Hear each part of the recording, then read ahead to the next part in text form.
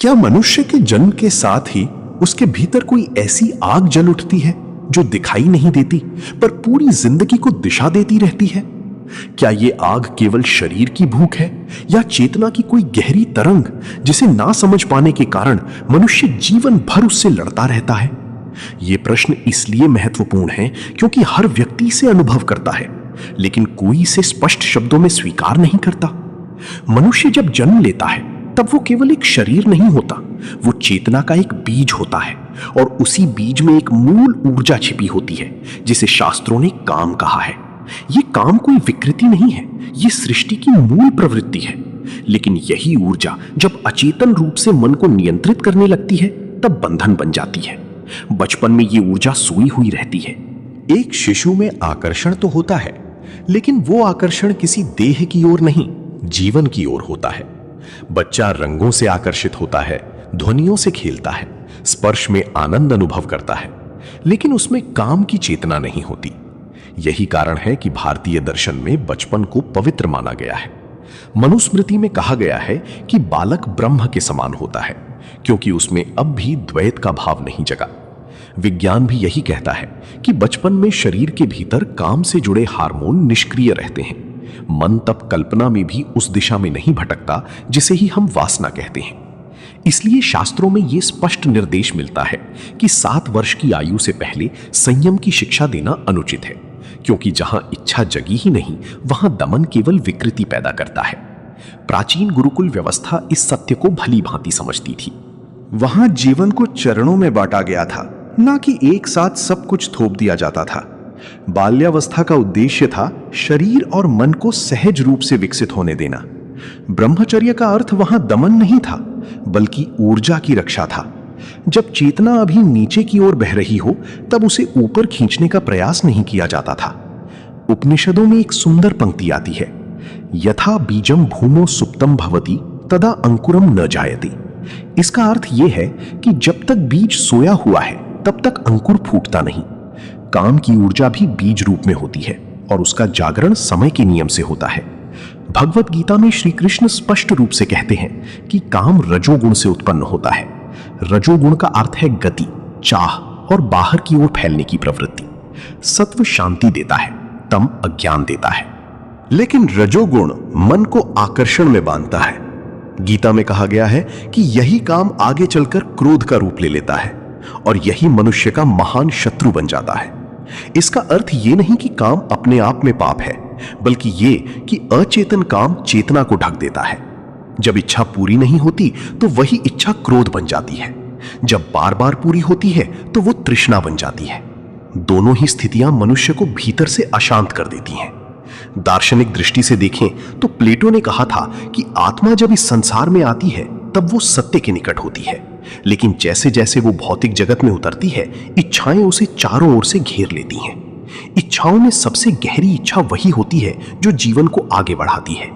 यही कारण है कि काम को सभी दर्शन स्वीकार करते हैं, लेकिन चेतावनी भी देते हैं। कठोपनिषद में कहा गया है कि इंद्रियां स्वभाव से बाहर की ओर दौड़ती हैं। इसलिए मनुष्य बाहरी सुख को ही सत्य मान लेता है। कोई विरले ही होता है जो भीतर की ओर मुड़ता है। यह समझना बहुत आवश्यक है कि काम को शत्रु कहने का अर्थ उससे युद्ध करना नहीं है। शत्रु वो होता है जिसे हम पहचानते नहीं और जो भीतर से हमें नियंत्रित करता है। जब तक मनुष्य ये नहीं जानता कि उसके भीतर ये ऊर्जा कैसे काम कर रही है, तब तक वो उसके अधीन रहता है। बचपन में ये अधीनता नहीं होती क्योंकि चेतना सरल होती है। इसीलिए बच्चे सहज रूप से प्रसन्न रहते हैं। उनके भीतर भविष्य की चिंता नहीं होती, अतीत का बोझ नहीं होता। यही कारण है कि संत कहते हैं बालक जैसा बनो। इसका अर्थ ये नहीं कि अज्ञान में रहो, बल्कि ये कि इच्छा से पहले की अवस्था को पहचानो। काम की ऊर्जा जीवन की आवश्यक शर्त है। यदि ये ना हो तो सृष्टि ही ना चले। लेकिन जब यही ऊर्जा व्यक्ति की पहचान बन जाती है तब समस्या शुरू होती है। गीता में काम को महाशा कहा गया है, अर्थात जो कभी तृप्त नहीं होता। यह भूख शरीर की नहीं, चेतना की होती है, लेकिन मन उसे शरीर में खोजता है। यही भ्रम आगे चलकर जीवन भर का संघर्ष बन जाता है। इस संघर्ष की जड़ को समझे बिना कोई समाधान संभव नहीं।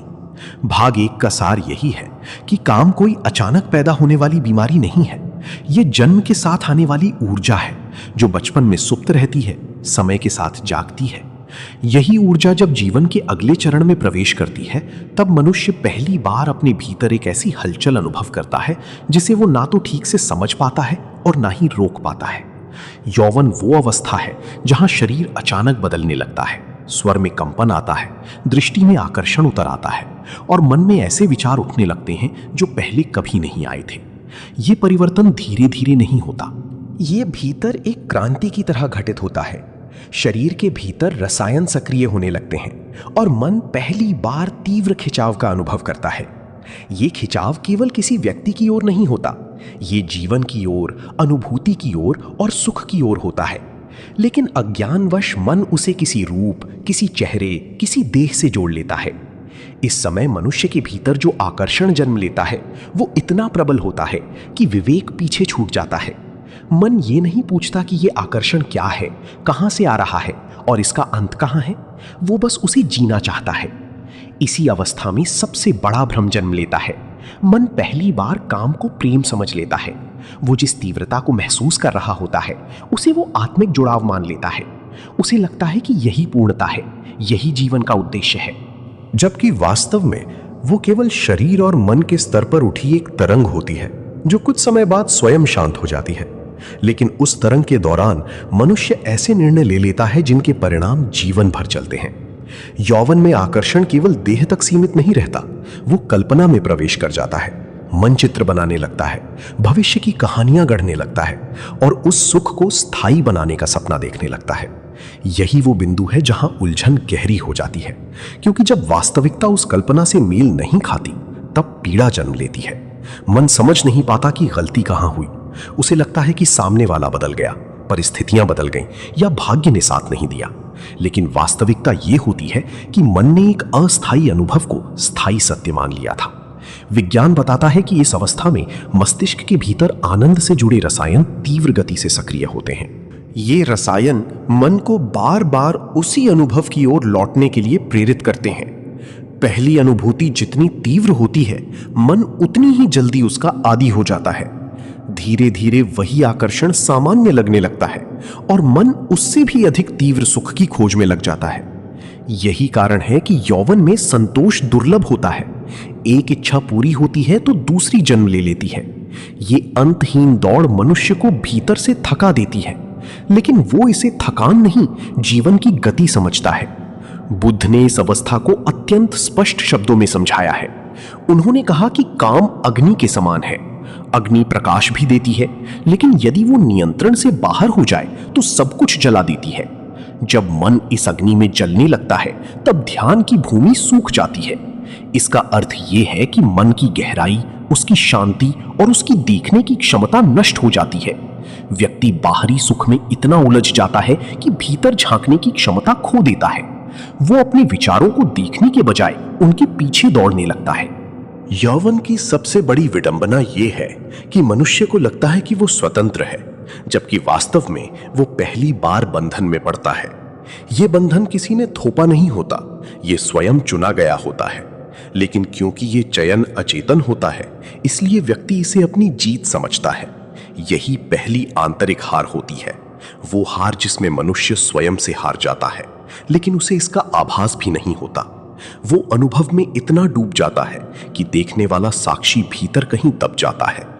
इस समय समाज भी इस भ्रम को और गहरा करता है। कहानियां, गीत, दृश्य सब उसी आकर्षण को जीवन का केंद्र बना देते हैं। युवा मन ये मान लेता है कि यदि ये नहीं मिला तो जीवन व्यर्थ है। इस दबाव में वो अपने भीतर उठने वाले प्रश्नों को दबा देता है। वो ये पूछना ही छोड़ देता है कि क्या ये आकर्षण मुझे मुक्त कर रहा है या बांध रहा है। विवेक की ये अनुपस्थिति ही चेतना को ढक लेती है। यौवन में ऊर्जा अपने चरम पर होती है।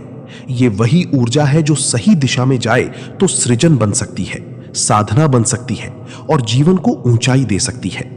लेकिन जब वही ऊर्जा केवल भोग में उलझ जाती है तो वो मनुष्य को भीतर से खोखला कर देती है। व्यक्ति बाहर से जीवंत दिखता है, लेकिन भीतर एक रिक्तता अनुभव करता है, जिसे वो फिर उसी आकर्षण से भरने का प्रयास करता है। यही चक्र चलता रहता है। इस अवस्था में बहुत कम लोग रुककर देखने का साहस करते हैं। जो देखते हैं वही आगे बढ़कर पाते हैं, क्योंकि देखने से ही यह स्पष्ट होता है कि यह आकर्षण ना तो स्थायी है ना ही पूर्णता देने वाला है। यह केवल एक चरण है, एक अनुभव है जिसे समझना आवश्यक है, उसमें डूब जाना नहीं। लेकिन अधिकांश लोग इसी चरण में अपने जीवन की दिशा तय कर लेते हैं और बाद में पछताते हैं। भाग 2 का सत्य यही है कि यौवन मनुष्य की परीक्षा है। ये वो समय है जहां ऊर्जा आकर्षण गहरा होता है और भ्रम सबसे प्रबल होता है। यही परीक्षा जब समाप्त होती है तब जीवन अगले चरण में प्रवेश करता है, जिसे बाहर से देखने पर स्थिरता कहा जाता है। विवाह होता है, परिवार बनता है, जिम्मेदारियां आती हैं और ऐसा प्रतीत होता है कि अब जीवन एक दिशा में बहने लगा है। लेकिन भीतर जो ऊर्जा यौवन में जगी थी वो समाप्त नहीं होती, वो केवल अपना रूप बदल लेती है। अब वो खुले आकर्षण की तरह सामने नहीं आती, बल्कि आदत, अपेक्षा और मानसिक आवश्यकता के रूप में भीतर बस जाती है। प्रौढ़ अवस्था में मनुष्य का जीवन व्यस्त हो जाता है। कार्य, परिवार, सामाजिक भूमिका, सब कुछ इतना भर जाता है कि व्यक्ति को लगता है कि अब उसके पास सोचने का समय ही नहीं है। लेकिन यही व्यस्तता भीतर एक खालीपन भी रचती है। इस खालीपन को भरने के लिए मन वही रास्ता खोजता है जिसे वो पहले जानता था। फर्क सिर्फ इतना होता है कि अब काम शरीर से अधिक मन में सक्रिय होता है। बाहर से जीवन अनुशासित दिखता है, लेकिन भीतर कल्पनाओं की दुनिया और अधिक सक्रिय हो जाती है। मन अब वर्तमान क्षण में कम और भीतर रची गई छवियों में अधिक रहने लगता है। इस अवस्था में काम कल्पना के माध्यम से सबसे गहरा बंधन बनाता है। शरीर की सीमाएं अब स्पष्ट हो जाती हैं, लेकिन मन की कोई सीमा नहीं होती। वो अतीत को दोहराता है, भविष्य को सजाता है और उन क्षणों को पकड़कर बैठ जाता है जिनमें कभी तीव्र सुख का अनुभव हुआ था। यही वो बिंदु है जहां काम सबसे सूक्ष्म और सबसे खतरनाक रूप ले लेता है, क्योंकि अब वो दिखाई नहीं देता, लेकिन चेतना को लगातार खींचता रहता है। व्यक्ति बाहर से शांत दिख सकता है, लेकिन भीतर असंतोष की आग जलती रहती है। श्री अरविंद ने बहुत गहरे शब्दों में कहा था कि जब काम शरीर से हटता है तब वो कल्पना में प्रवेश करता है। वहीं वो सबसे मजबूत बंधन बनता है, क्योंकि अब उसे कोई सामाजिक सीमा नहीं रोकती। व्यक्ति जो चाहे, जैसा चाहे भीतर रच सकता है। ये कल्पना धीरे धीरे आदत बन जाती है। मन उसी दिशा में बार बार लौटने लगता है। यही लौटना एक प्रकार की मानसिक जंजीर है जिसे व्यक्ति स्वयं गढ़ता है और फिर उसी में बंध जाता है। इस अवस्था में काम वर्तमान से अधिक स्मृति में जीवित रहता है। व्यक्ति का मन बार बार पीछे की ओर देखने लगता है। उसे लगता है कि सुख कहीं पीछे छूट गया है। वो वर्तमान को अधूरा अनुभव करता है और अतीत को सजा कर देखता है। यही सजावट स्मृति को विकृत कर देती है। मन ये भूल जाता है कि वो सुख भी क्षणिक था और उसके बाद भी खालीपन ही आया था। लेकिन स्मृति केवल सुख को पकड़ती है, पीड़ा को नहीं।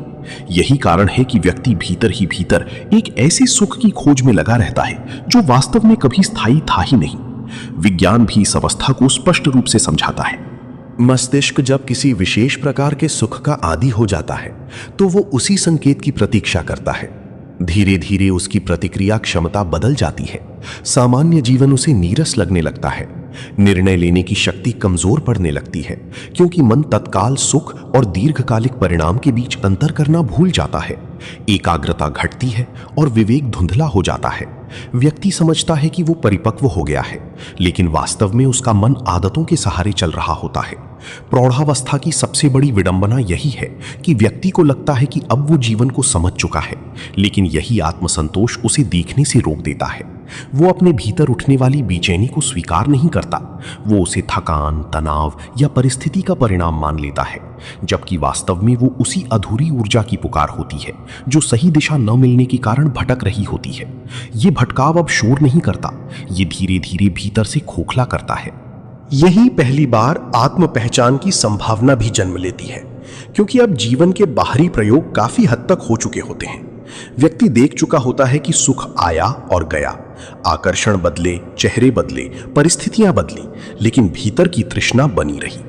यदि इस बिंदु पर व्यक्ति ईमानदारी से देखे तो उसे यह स्पष्ट दिखाई देने लगता है कि यह केवल शरीर की भूख नहीं है, ये एक मानसिक जंजीर है जो मन को अनुभवों से बांधती है।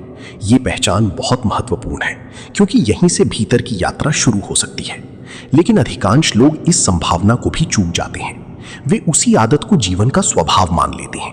वे कहते हैं कि यही तो जीवन है, इच्छा, स्मृति, अपेक्षा और थोड़ी बहुत पीड़ा, वे इसे सामान्य मान लेते हैं।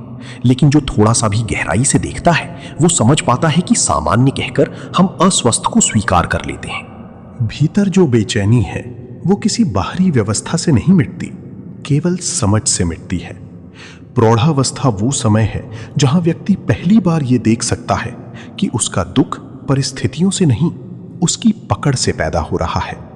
वो देख सकता है कि मन कैसे बार बार उन्हीं चित्रों में लौटता है और वर्तमान क्षण से दूर भागता है। ये देखना ही पहला कदम है।